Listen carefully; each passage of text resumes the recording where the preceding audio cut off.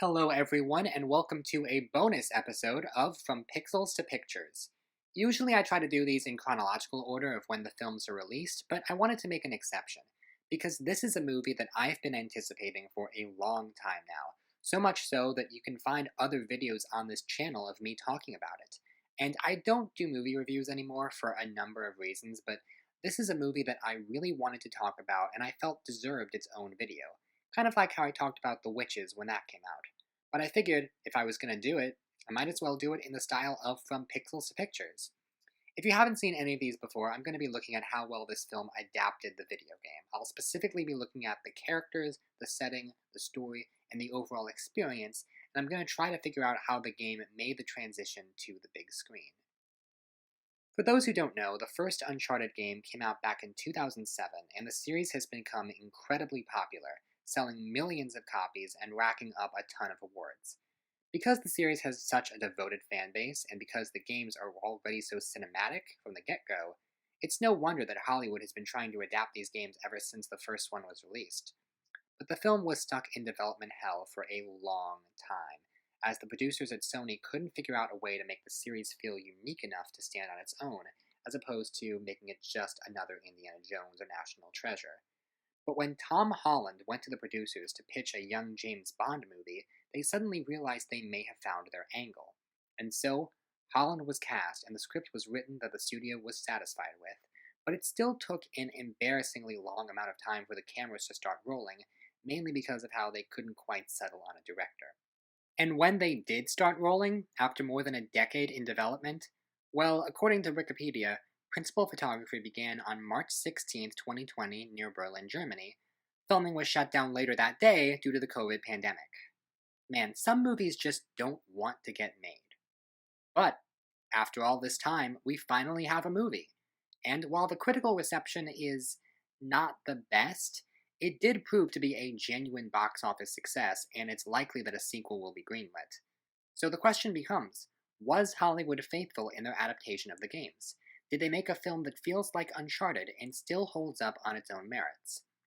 As someone who has played all the games except for Golden Abyss, I feel like I have enough expertise to judge, so let's find out how the iconic Uncharted series made the transition from pixels to pictures.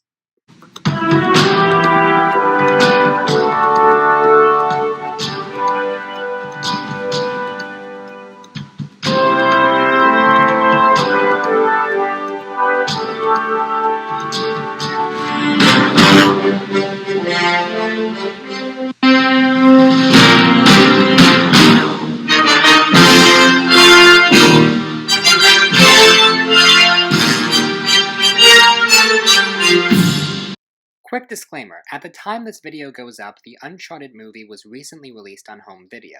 If you have any interest in seeing the movie at all, pause this video now and come back to it, because there will be spoilers. You have been warned. Round 1. Characters. For as much as everyone praises the spectacle of the Uncharted games, I think they wouldn't be nearly as successful without their memorable cast of characters. They're all very likable, quotable, and play well off of each other. So it was really important to bring that to the big screen. Starting off, of course, with the one and only Nathan Drake. There's a reason why this character made Nolan North one of the most famous voice actors on the planet. Nathan is a classic hero, both an everyman and occasionally a Superman. And he's so darn charming and likable, you completely forget about the hundreds of people he guns down in his search for treasure. As I said earlier, the writers made the decision to have Nathan being younger and less experienced in this story. And whether or not that works is something I'll discuss in the story round, but for now, this decision is what led to Tom Holland being cast in the role. Holland has proven himself as a talented actor in the past, and he does a good job with this role. He plays Nate with a surprising level of maturity, as someone who's lost and doesn't have any clear direction in his life until he's given an opportunity to track down his brother. Holland has admitted in interviews that he played the game a lot for research, and he tried his very best to emulate the attitude of the game character. It's a very good performance, though for me, it's not quite the transformation it could have been. While Angelina Jolie and Alicia Vikander both felt like perfect fits for their different takes on Lara Croft, Holland feels like he's almost Nathan Drake, but something's not quite right. I don't blame Holland for it, and he does put everything he has into it, whether it be the dramatic scenes or the genuinely effective stunt work, but something was preventing me from fully buying him as Nathan Drake. Though to be fair, the fact that Holland shot this film back to back with No Way Home meant he was probably memorizing his lines for Spider-Man as he was filming this movie, which is not an ideal situation for any actor to be in. I can't get too upset at Tom Holland because the performance does work at the end of the day, and at least he is considerably more suited to the role than his co-star. So I'm just going to come out and say it. Mark Wahlberg as Victor Sullivan is one of the worst casting choices in a mainstream blockbuster film I have ever seen. I know that Wahlberg can give a good performance in the right role, but everything about him is wrong for this character. What makes this so frustrating is that Bryan Cranston was in talks to play Sully for a long time before it fell through, and he would have been perfect. When I was watching this movie, I kept trying to picture Cranston in the role, and in my head he sold every line reading better than Wahlberg. On top of that, the way this character is written really doesn't help. Sully is supposed to be a mentor for Nate, and he ends up becoming something of a father figure for him. Sure, he's grumpy and sometimes they bicker about small things, but you never doubt for a moment that Sully genuinely cares about Nate. The same cannot be said about Wahlberg's Sully, who from the beginning is only out for himself and sees Nate more as a work associate and not someone to get emotionally attached to. And I could accept that if at least by the end of the movie you bought that he has changed as a person. But even though they try to give the character an arc, it doesn't feel earned. And maybe if you had cast somebody like Cranston in the role, you could feel that paternal instinct kick in, but as is, it simply does not work. Rounding out our core group of characters is Chloe Frazier, played by relative newcomer Sophia Ali, and I have to say I actually really approve of this casting choice. She's got the voice and the attitude down, and she held her own in the action scenes. I didn't have a difficult time seeing her as a younger version of the Chloe from the games. What I did have a problem with was the way this character was written. I know that Chloe had a habit of double-crossing people in the games, but at the end of the day, you believe that she has a heart and does fight for the people she cares about. I'm fine with having Chloe start out as untrustworthy if she changes by the end, but she doesn't. This version of Chloe is a very flat character who has done considerable damage to her relationship with Nate and Sully, and I can't see her going on to be on semi-good terms with either of them. Actually, both Sully and Chloe have a similar problem in the movie. They're both constantly double-crossing people, and they both make it very clear that they care more about the treasure than the people around them. In the end, Sully changes a little bit, while Chloe doesn't change at all. But for this movie to work, you have to feel like these characters genuinely like one another and are willing to fight for each other. In the games, the characters can be greedy at times, but they value the lives of their companions more, and this is what separates them from the villains. And that segue leads us perfectly to the antagonists of this film, who are wholly original characters. Antonio Banderas is playing the cutthroat villain Santiago Moncada. And I gotta be honest, I actually really like the subversion that the movie is going for here. By casting a well-known marquee actor and building him up as the main threat, only for him to be unexpectedly killed by his second-in-command, who then becomes the true antagonist. I like this mainly because it comes directly from the first Uncharted game, which did essentially the same twist, but closer to the end of the story. Having him die early in this way was a great moment of surprise in the theater. But once I actually stopped to think about it, yeah, this could have been handled better. For one thing, the movie dedicates a lot of time to Moncada and his motivations. We see multiple scenes of him discussing his family history and dealing with his father, but once he dies, it kind of makes all those scenes feel really pointless in retrospect.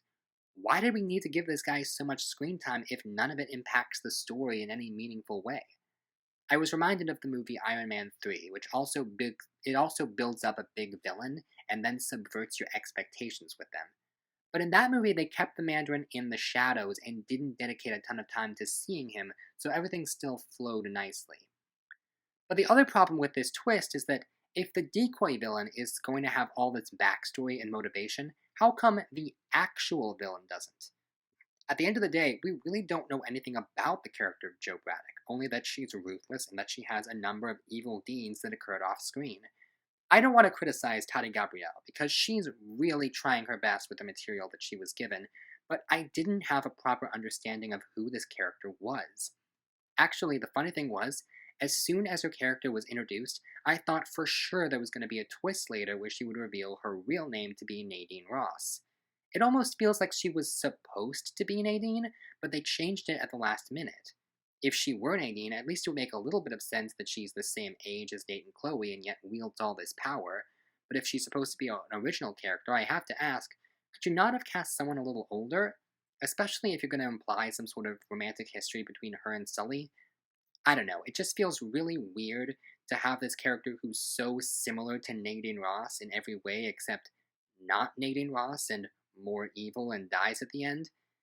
And what's funny is that Tati Gabrielle comes so much closer to emulating the character of Nadine Ross than Mark Wahlberg ever comes to emulating the character of Victor Sullivan. But you know what? I'm going to end this section on a positive note by talking about Sam, who we see in the flashback at the beginning of the film. I feel like the dynamic between young Nate and Sam was one of the few things that was adapted perfectly out of the game, and the actor did a great job of fitting into that role. I do find myself wishing that we saw more flashbacks throughout the film, but that's more of a story issue than a character one. So overall, I'm kind of mixed on the interpretations of the characters. I think effort was certainly put into a lot of them, and I think everybody with the exception of Wahlberg is really well cast, which just makes the casting of Wahlberg stick out like a sore thumb. I think that this really could have worked, but the fact that none of the characters seem to genuinely care about each other except for Nate and Sam really does hurt the film, and while everyone except Wahlberg is giving a good performance, I'm really torn. I definitely there was effort put in, but yeah, I think at the end of the day, I'm gonna have to go right down the middle of the line. I'm giving it a 5. Round 2, setting. Now, it goes without saying that the Uncharted games look unbelievable.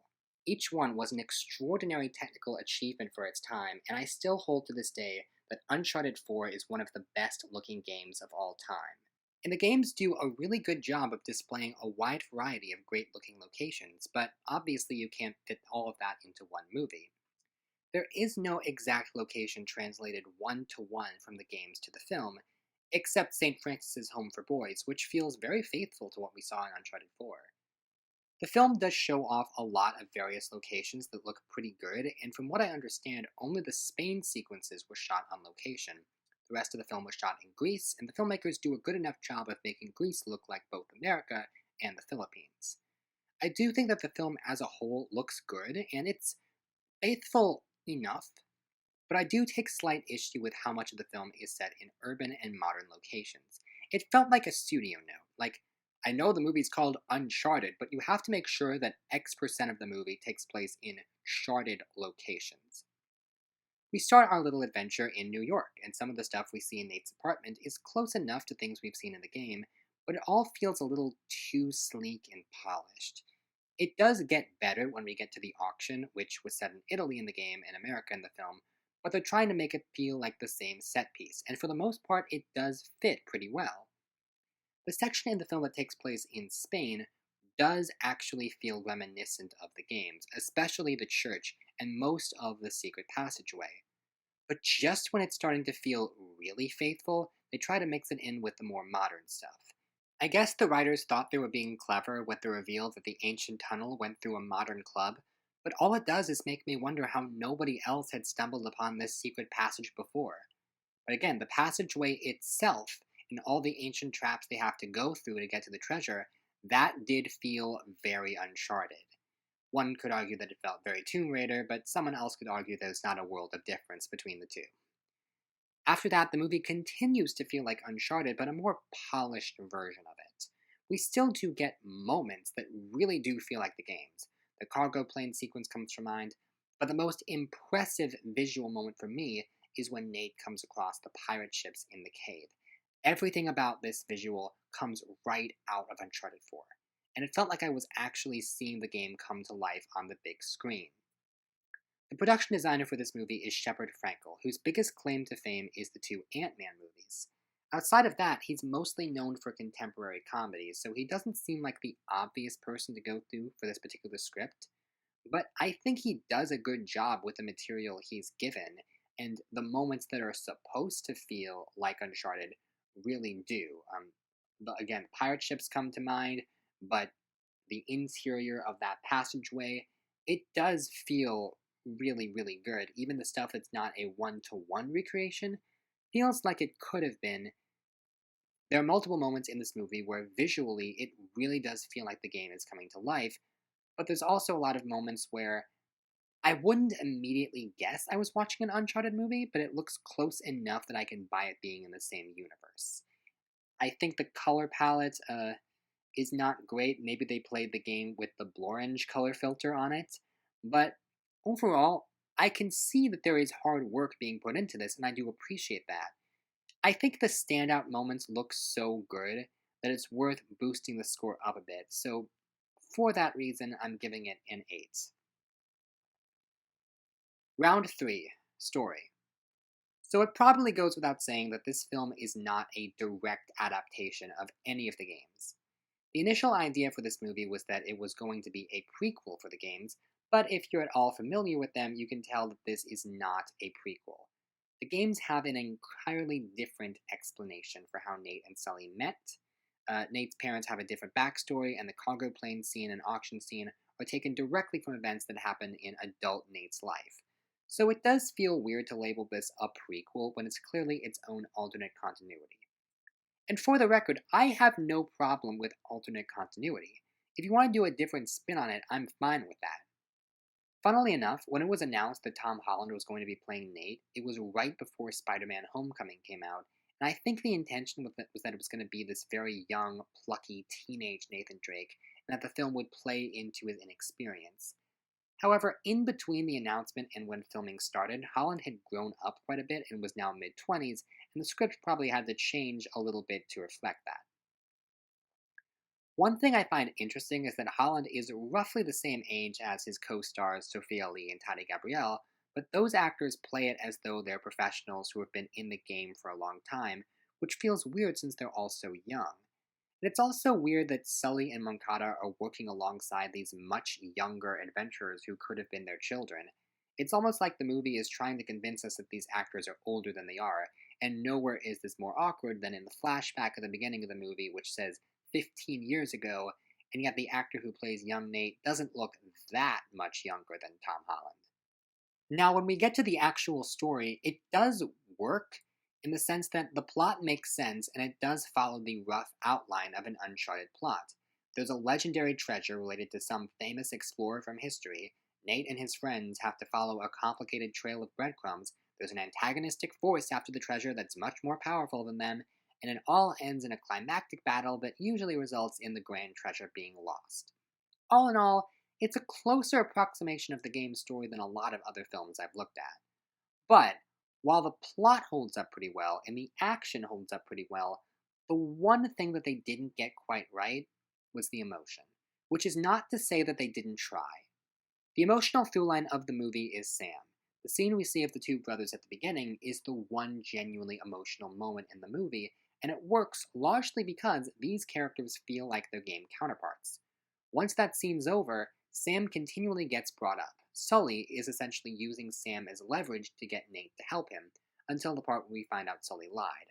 He tells this story about Sam getting shot and being left for dead, and at the end we see he's alive and in prison. So clearly it's supposed to be a variation of the canon from the games, but it's all going to feel like a bit much if you're not familiar with the source material. I think it would have worked better if we had gotten more flashbacks throughout the movie, and then actually seen a flashback of Sam getting shot.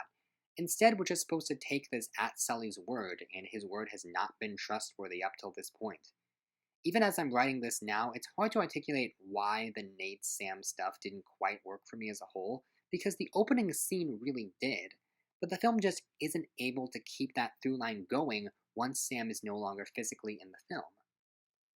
I know I'm harping on Sam a lot, but he is the one emotional through line of this movie, and with him gone, Nate is the only character who's given the opportunity to have emotional moments, and that's because of his connection with his brother. If you look at Sully and Chloe, they both get upset at Nate for daring to trust the other, but they both betray Nate multiple times. Both characters make it very clear that all they care about is the treasure, which begs the question, how are they any better than the villains? Thankfully, Nate is shown to have basic morality. Now, in the games, while Nate is certainly drawn to the treasure initially because he does care about that, in the end it always does come down to something else, either helping the people around him or saving the world. The movie got right that Nate is a history buff and a puzzle expert, and he is good at solving the clues to find the treasure, but in the end, finding the treasure is not the most important thing for him. And what's frustrating is that Sully's arc, however basic, does follow the correct steps in the end. I just wish we got an indication somewhere along the way that Sully cares about Nate. At all. If I can just make a suggestion for a second. I get that Chloe is a great character, and I think Sophia Ali does a good job with the role, but I can't help but wonder how it would have felt if Elena had been the female lead. With Elena, she's always been the most grounded and down-to-earth of the group. Even though she's just as capable as everyone else, she has a clear sense of morality and she's not going to double-cross anyone. If she were in the movie, she could be the rock that Nate can lean on and the one person he can genuinely trust, instead of making it that you can't trust anyone. Once again, the story on the whole makes sense and it does flow nicely outside of the unimportant bits with Moncada. Also, to its credit, the story gives a valid reason for why they go to all these places and why these set pieces happen, which is more than you can say for Uncharted 3. And one more thing. I actually did like the running gag of Nate continuously hanging on to Sam's lighter even though it clearly doesn't work anymore, and I'm aware this might be a bit of a stretch, but in Naughty Dog's other popular game, The Last of Us, we see the protagonist Joel continuously hanging on to his daughter's watch even though it also doesn't work anymore, and that could be a total coincidence, but I choose to believe it was intentional. I don't know, this is tough. The story does work, but it's not very memorable, and I think a lot of that comes down to what they did with the characters, and how the emotional aspects of the story never quite landed for me. I think they missed the boat overall, but I can't say that they completely failed. I'm giving it a 6. Round 4, Experience. Now, I just want to start out by saying there's a reason why I've been doing these video game movies in chronological order up until now. I like to chronicle not only how movies evolve over time, but also how games evolve over time. And the Uncharted games are, without question, more cinematic than anything else I've played for the show. They're practically movies already. It's understandable why Hollywood has wanted to adapt this particular series for a very long time now. But now that the film has finally come out, was it worth the wait? This is one of those movies that critics and audiences really disagreed on. If you look at the reviews that this movie has gotten, no one seems to outright hate this movie, but a lot of critics find it bland and forgettable. However, it's clear that this movie does have a fan base. The film had a budget of $120 million and it almost made $400 million worldwide, which is really impressive, especially for a film released in a post-COVID world. Now, I'm aware that most of the people who are fans of this movie ended up praising Tom Holland's body more than anything else. However, in my opinion, the best aspects of this movie are the action sequences and stunt work, which for the most part were translated really well from the game. The movie gets off to a great start with the opening scene. First, I love that first shot of the ring that then pans to Nate's face, and then the reveal of the situation, and of course Nate's first line is, "Oh crap!" They really do get off on the right foot, because not only is the setup obviously a recreation of the plane scene from Uncharted 3, but the way this scene is executed is very reminiscent of the opening of Uncharted 2, where we open in Nate in an insane situation, and then later we come back to the set piece and we see it in a different way. We don't just get the same scene twice, the second time we intercut it with what Chloe is doing, and the whole thing flows really well. When I was watching the movie in the theater, I was honestly having a good time. As I said before, the plot does follow the general beats of an Uncharted plot, and this combined with the well-executed set pieces and legitimately impressive stunt work makes the movie feel close enough to an Uncharted experience that occasionally gets interrupted by Mark Wahlberg. I like how the set pieces start off directly lifted from the game with the aforementioned plane scene and an auction scene, but then they start changing it around a bit and subverting expectations in a good way. I like how the auction plan is initially the same as it is in the game, with Nate having to cut the power and Sully bidding higher and higher to stall for time, but then the scene takes a turn with Nate screwing up and having to improvise a different kind of distraction. Then the chase in Spain and the journey through the secret passageway, even though they're not directly copied from any one set piece from the game, they feel close enough to it. And because of this, by the time we get to the climax of the movie with the two floating ships, it feels earned. It's a pretty incredible visual, and it kind of reminded me about something I said in my Cradle of Life video. This is a set piece that feels like it should have been in the games, but would have been very difficult to do in that medium. And this, being a movie, can take the action one step further than what the games did, while still honoring the games at the same time. Nate's move set is copied pretty well. The parkour skills look pretty cool, and I like how near the end, the way he climbs up the side of the boat is about as close a one-to-one recreation of the climbing scenes from the game as you can get. Also, even though I don't remember Nate being a bartender in the game, Holland is able to make this story choice fit with the character, and it feels natural enough to the point where I bought it. Now, I'm aware that my experience watching this movie is different from any other movie I've talked about on this show because I actually saw this in a theater with an IMAX screen and an excellent sound system, so that's probably going to impact how I judge this movie. I can't escape that. As an Uncharted fan, I feel like I got my fan service. I was Captain America saying I understood that reference. However, I saw the movie with my dad, who was not familiar with the games, and he found it bland and uninspired.